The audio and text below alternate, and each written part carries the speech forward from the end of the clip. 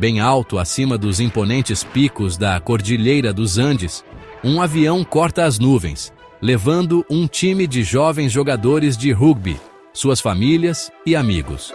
Eles estão a caminho de uma partida no Chile, seus corações cheios de sonhos e da camaradagem típica de companheiros de equipe. São jovens, cheios de vida, inconscientes da mão cruel que o destino está prestes a lhes impor. Entre eles está um jovem chamado Roberto Canessa, seus olhos brilhando com a emoção da aventura. A vida é boa, o futuro brilhante. Ele compartilha uma risada com seu amigo, Nando Parrado, um laço inquebrável entre eles. Eles são invencíveis, ou assim acreditam. O ar crepita de entusiasmo enquanto os passageiros se acomodam para a jornada. O avião, um Fairchild FH-227D, é a carruagem para os seus sonhos. Mas as montanhas abaixo guardam um segredo sombrio, uma história de sobrevivência que ficará para sempre gravada nos anais da história. O vento uiva lá fora, como uma fera feroz tentando entrar no avião.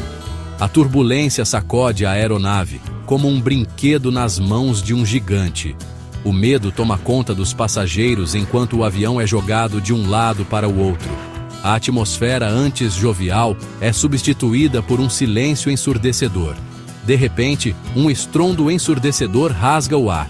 O avião estremece violentamente, o metal gemendo em protesto. É um som que ficará para sempre gravado na mente daqueles a bordo. O mundo do lado de fora das janelas se torna um borrão branco enquanto o avião mergulha em direção ao solo. O mundo explode em uma cacofonia de metal retorcido e vidro estilhaçado. Alguns passageiros são jogados de seus assentos, seus gritos engolidos pelo rugido do vento. Por um momento, há apenas caos. Então, um silêncio assustador desce. O avião, uma massa retorcida, jaz enterrado na neve.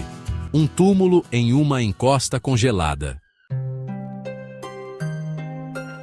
Roberto recupera a consciência em um cenário de horror inimaginável.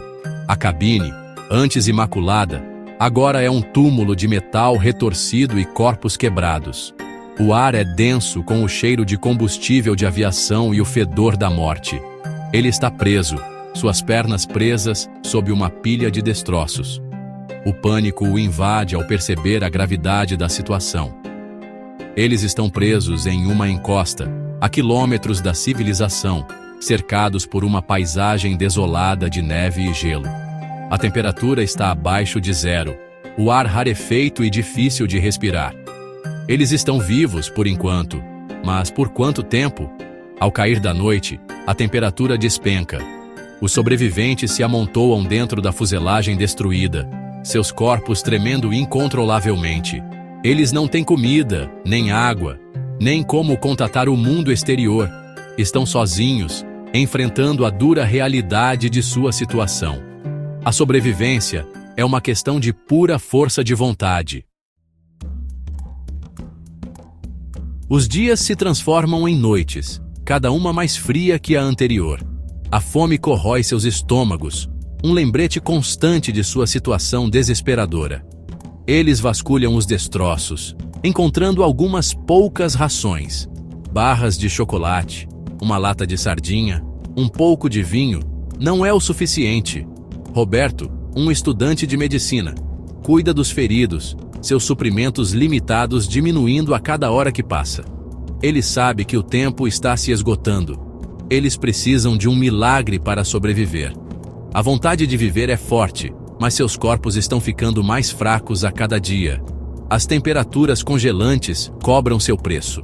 Alguns sucumbem ao frio, seus corpos desligando diante de tamanha adversidade. Cada morte corrói a esperança dos sobreviventes, a dura realidade de sua situação se instalando como uma queimadura de frio. Eles estão lutando uma batalha perdida contra a própria natureza. Seção 5. Uma decisão polêmica. O impensável se torna a única opção. Diante da fome, os sobreviventes são forçados a tomar uma decisão que os assombrará para sempre. Para viver eles devem consumir a carne dos mortos. É uma decisão nascida do desespero, uma prova da pura vontade de sobreviver que queima dentro deles. O ato é horrível, uma violação da ordem natural, mas é uma prova dos extremos a que os humanos se submetem para sobreviver. A decisão pesa muito em suas consciências, um lembrete constante da linha tênue entre a vida e a morte. O sustento, embora macabro, fornece as calorias de que precisam para continuar. É um ato tabu que lhes permite se agarrar à vida, alimentar a esperança de resgate.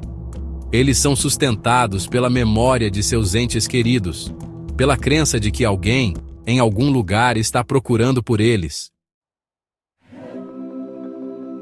Seção 6. A chama da esperança reacende. Dias se transformam em semanas.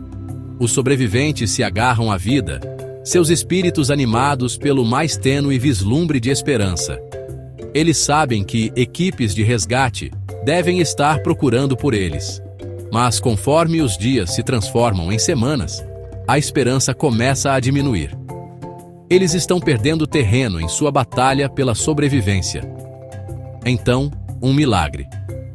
Roy Harley, um dos sobreviventes, descobre um pequeno rádio de pilha entre os destroços. É uma tênue linha da vida, mas ainda assim, uma linha da vida. Ele passa horas tentando consertá-lo, seus dedos dormentes de frio. Finalmente, ele ouve um sinal fraco, uma voz crepitando nas ondas do rádio. Notícias do mundo exterior. Eles não foram esquecidos. Equipes de resgate ainda estão procurando. A esperança, antes uma brasa bruxuleante, reacende com força total, alimentando sua determinação para sobreviver. Seção 7. Uma jornada perigosa. Inspirados pelas notícias, os sobreviventes sabem que devem tomar seu destino em suas próprias mãos. As montanhas são traiçoeiras, mas eles não têm outra escolha. Eles devem encontrar uma maneira de pedir ajuda. Eles devem se tornar seus próprios salvadores. Dois dos mais fortes, Nando Parrado e Roberto Canessa, se voluntariam para uma missão perigosa. Eles vão atravessar a traiçoeira cordilheira, carregando consigo o peso das esperanças e sonhos de seus companheiros sobreviventes. É uma missão suicida, alguns dizem, mas eles estão determinados a tentar. Sua jornada é repleta de perigos.